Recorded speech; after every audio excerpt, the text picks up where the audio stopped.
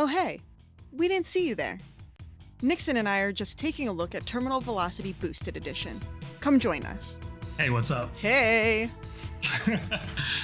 We're here on the main menu, and I do want to do one thing, as kind of show you, for anybody who's going to be playing this game, is in the instructions menu, here you get a good overview of like everything, how to play the game. So you could take that instruction manual, you could throw it in the trash, and here's how to read the radar too, which is very important actually. That is important. Can you go back to the controls? Yeah, so right now I'm playing on controller actually, which is new to the PC build. But traditionally this is a PC game. 1995. For sure, yeah. All right. Look at that beautiful ship. It's beautiful, isn't it? So, Terminal Velocity Boosted Edition is a first-person flight sim often compared to Fury 3 and Descent due to the controls and its like free-roaming airspace. You can kind of go wherever you would like. In this game, you're in control of the TV-202, which is the most dangerous ship ever, which is very cool.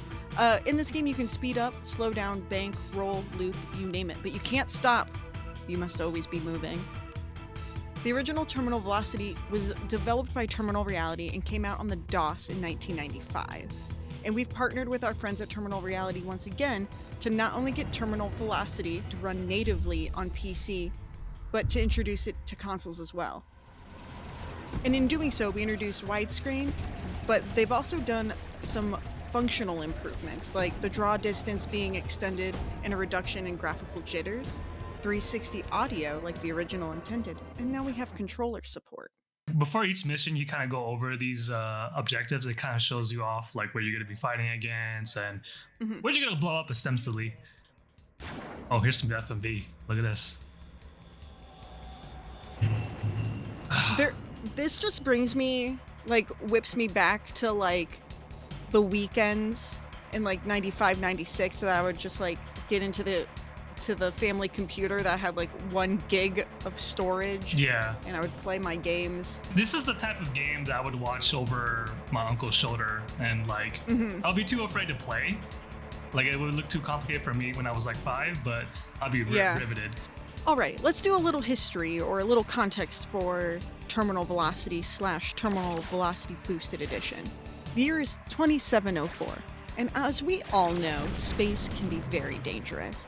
And for decades, the ASFAR, or Alliance of Spacefaring Alien Races, you know the ones, has prevented interstellar war from breaking out across the systems. Until now, and Earth is under attack.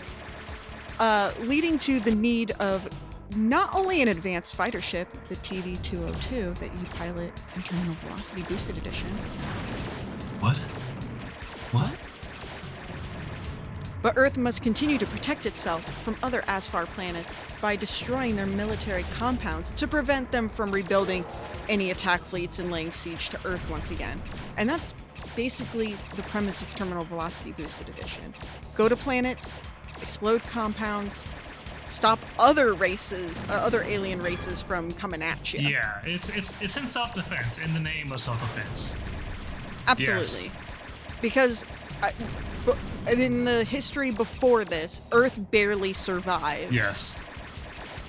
It's giving me some like N64 like Shadows of the Empire vibes. For sure. In some ways, it's like, obviously this is like the draw distance in this version is just, you can see until the end of the world. Definitely. There's no Silent Hill fog here. But there's still a good sense of atmosphere if you see that mountain over there. Absolutely. There's atmospheric perspective, you know. So Nixon, what's it like to be in the cockpit of the TV-202? Well, oh no, you're going into a tunnel. Yeah. Well, here's how it is, right? It feels like, everyone's fantasy back in the 90s is to fly a spaceship, and this gives you that exact fantasy without all of the... Yeah, this kind of, I didn't realize this, but this kind of is reminiscent of like The Last Starfighter in a lot of ways, which is an 80s movie, but you're still fighting off alien forces that are coming to Earth, so... Why not? Why not? How are you feeling on your mission? Do you feel like you just hit your terminal velocity? Of course. Look how fast. Look at this. Oh. Ooh. Ouch. I don't think I should be ramming into them, but it feels good. Hey, whatever gets them, you know. Oh yeah, get rid of that. Yep. I got him.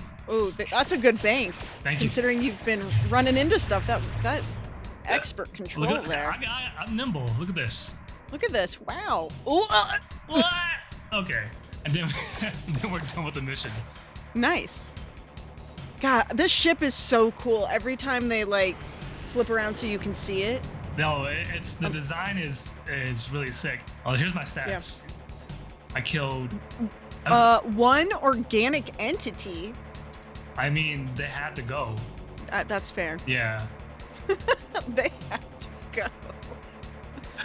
Speaking of which, I think you can see there in the corner we got an achievement unlocked. Yes. That's one of the features. Achievement unlocked. So yeah, Terminal Reality added a bunch of achievements to the game, so there's a good reason to go back in and boost your gamer score or your Absolutely. trophies. I've never considered myself like an achievement hunter, but I have been finding more recently that the dopamine hit when I do complete an achievement.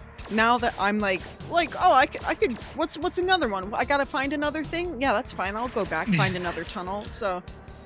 Especially with old games like this, it really gives you a good reason to go back and like explore more than you did before. Absolutely. I also have a habit of favoring like one type of projectile, and so it's also a way to like continue to explore. Yeah.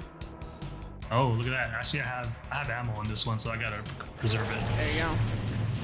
But you know what? When in Rome. When in Rome. Oh, it's a big spread. I don't know if it's. I would use it on a base. Ooh, look at you! Spy low. And then into the such beautiful maneuvers, and then straight into a satellite dish. I thought I was gonna destroy it before. Yeah. I got close. That is me all the time. I'm just way too confident, and then I'm like, oh no, it backfired. Yo, I just got afterburner after afterburner. You know what they want me to do? They want you to afterburn. Get it. Yes, they do. Let's go. Ooh. Who is she? Look at it go. This has some Space Mountain vibes that I'm so incredibly here for. I wish Space Mountain looked like this. All right, I'm back. Okay. It's a really interesting way to add little secrets to each level. You get some variety. Yeah, and it's like its own like little mini game too, because you have to handle that space so differently because it is a tunnel. It's one directional, but then you have to like dodge the walls or gates closing, enemies. It's so much. It's like a Sonic special level, you know?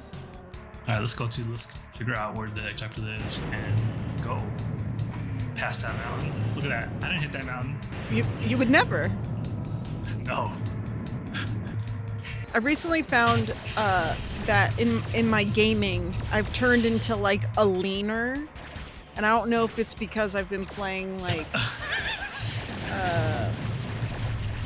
tight control like games, but I find myself like trying to like lean and nudge things because I get so invested in watching you play this. I'm like, oh yeah. Are you're leaning to avoid the things I'm not avoiding? Yeah. Yeah, I'm just trying to like nudge you, motivate you with my shoulders here a little bit. Do you get motion sick from looking at this? Nope. Oh, okay. That's good. I'm just like dying over here. Oh yeah. What's hitting me? The spread, yes. You know what? I kind of like the spread. It means that I don't have to aim as hard. Yeah. Yeah. Oh. But I'm almost out, actually. Slow down. Oh, we gotta slow down. Yeah. Oh. And explosions all over the screen. Look at these explosions, man. Look at that. That's incredible. Now, actually, you know what? I don't know if I see how high we can fly, but this is how always fun high too can when you you're in a fly? fight. Oh. Look, I can fly. Achievement unlocked. That's Let me awesome. see if I can. Oops. There's something really satisfying about that. Well, just coming through the sky. Yeah, because it also got like really quiet because there was no explosions, you know? Yeah, you're right. When you're up there, When you're up there, there's not a care in the world. there's not It's just care in the you, world. the clouds. Oh, someone. And this guy. And this guy. Not anymore. That was a He's safe done. space, sir. You ruined it. How dare you? Yeah. All right. So, Nixon, What's up? do you have any advice for returning players or new players as they take to the skies? You know, my only returning advice is to just get in there. It's a really pick up and play game, and you can start blowing things up right away without even looking at any controls, especially if you're playing on a controller. Hey, do you like explosions? Get in there. For real, yeah. A lots of explosives. You want giblets? You want space giblets? You got it. You want missiles? It's there too. Got like 9 different weapons you could go in this game. Do you want laser sounds? We got you. In surround sound. And surround sound, like yeah, there's a lot of laser sound, so you know you might want to. But that's my only advice: get in there and protect Earth. It's your duty.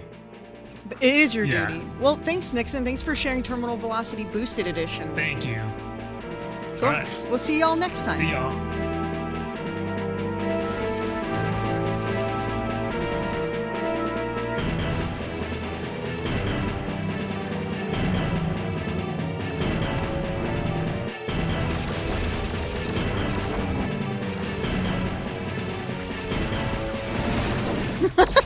Sure, like, subscribe. Show, like, subscribe. Please, if you don't like and you don't subscribe, are you really protecting us from the Asfar? Are you? Ooh, ask yourself.